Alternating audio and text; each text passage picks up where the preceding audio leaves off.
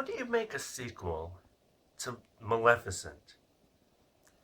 Everything is closed. All the plot lines are resolved. All the characters are happy where they are. The whole thing has a perfect ending. How do you make a sequel to that? Alice in Wonderland, or Alice in Underland, the Tim Burton one, that also has a sequel. And in that movie, they said, oh, well, we'll do time travel and we'll have the Red Queen become like a semi likable character who gets redeemed at the end. The character they might redeem in that way, obviously, the king who did all this horrible stuff, he's dead at the end of the movie. What are they going to do? are they going to make like a new villain crop up? Is the villain going to be racism? I kind of want to see that actually. Or maybe they will just do time travel again. Time travel is just a great plot line in every movie. No exceptions. It always works. There's never any plot holes or anything. I I have no clue what they're going to do.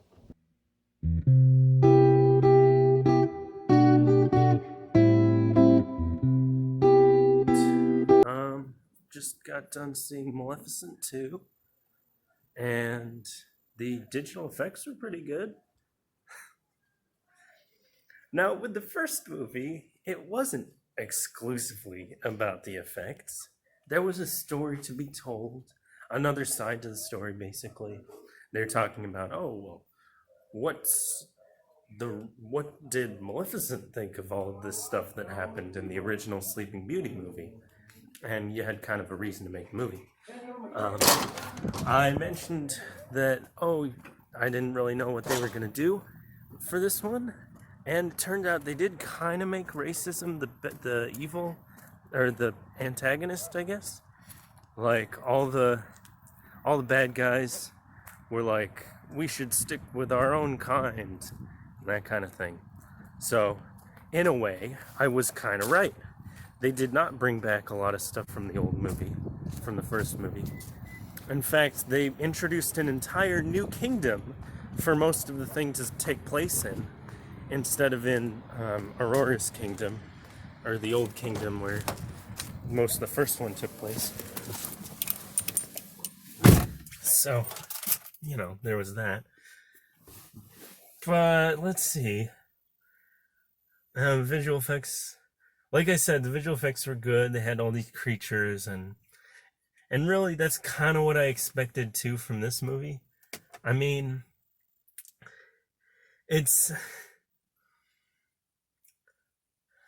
don't know if that's what I expected, but that's something you can expect from, like, a Disney movie that's live action nowadays. For example, I saw the trailer for Dr. Dolittle, right? In the theater. They are showing off, we're animating all these realistic animals. We can make realistic animals that talk. Isn't that great? And I'm sitting there thinking, okay, yeah, that's nice, but do you have a good story?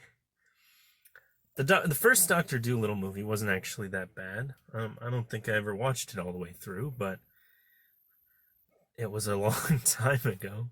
And actually, I was sitting there kind of thinking, you kind of have a reason to actually make this one, because this is kind of the perfect movie for it. There was a limit to what you could do in, like, the 70s or whenever the first one came out. You couldn't make, like, good talking animals. Or what you could do with talking animals wasn't as good as what you can do now with computer animation. Man, I saw a lot of trailers. You ever just get really sick of a trailer because you go to the movies too often? And that's definitely where I am with the Playing with Fire one. That's just... Jumanji 2 trailer. I saw that one as well. We still filming here? Yeah, okay. Saw the Jumanji 2 movie as well. That was pretty good. Or the trailer for it. That looks fun, I guess. Um, man, is there even anything to really say about Maleficent 2?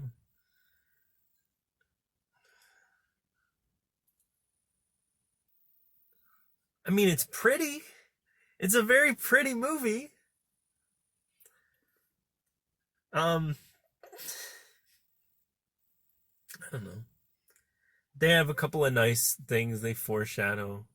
Although one of them, they had this whole thing with the cat, and like it sort of comes back into play, but I was expecting it to be even bigger of a deal. Like maybe the cat is the true villain at the end of the movie or something. But they didn't do that.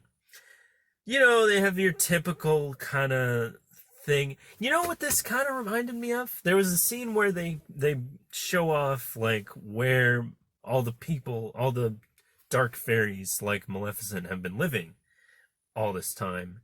And they show off like, "Oh, we've got our like little habitat here." And it reminded me of How to Train Your Dragon 3 where they go in and they see all these dragons just living in peace and harmony in the cave. And and that was nice. The, you know, there's a certain amount of character development that happens with people just looking off into the distance meaningfully. They're like, "Oh, I'm so I'm feeling something, but I'm not going to say anything about it. I'm just going to look off into the distance." Which is not always a bad thing, right? But here sometimes it's good, sometimes it's bad. There's a couple times they try and fake you out about what they're going to do with the plot, and it's just so obvious what they're going to do with the plot. Um, I mean, it's like, and it's a PG movie, so they're not going to like do anything gruesome or violent or anything like that. You know, that's something about the first movie. They didn't really pull punches, right? I mean, you know, people died in that movie, in the first one. You know, someone's dead at the end of it. And in this one, they don't really do that. They don't really kill anybody off or anything. Like even the main antagonist at the end of the movie, they don't kill off.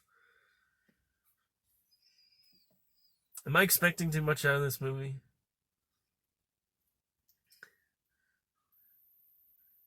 It was funny. You know, I laughed periodically throughout the movie.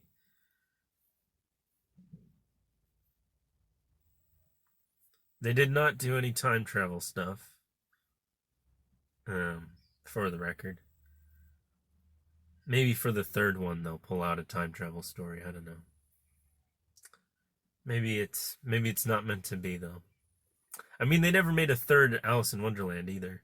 They made two of them, as far as I can remember.